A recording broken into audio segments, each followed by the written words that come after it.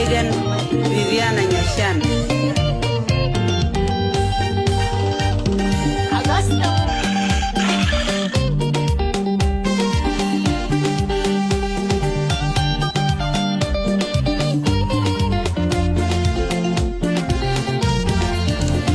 Ya yit kenyega yang mategu jur Mawanyol banyang mai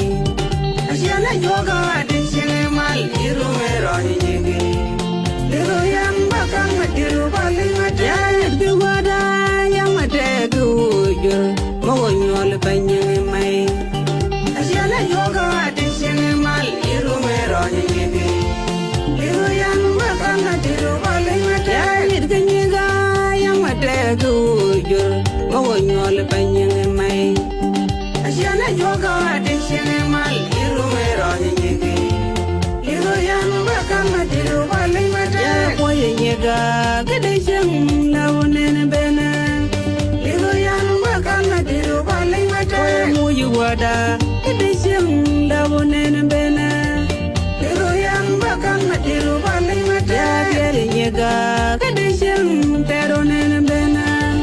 Liru yang bakang matiru paling mati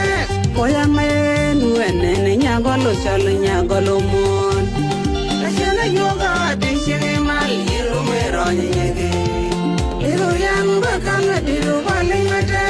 Koya men wenen nyagolo chal nyagolo mon Asyana yoga adishin mal iru meroni nyege Liru yang bakang matiru paling mati Ogna doige kumla Liru buya tang syang kiel Kai pare nyege Asyana yoga adishin mal iru meroni nyege Liru yang bakang matiru paling mati Ogna doige kumla Liru buya tang syang kiel Kai pare nyege Asyana yoga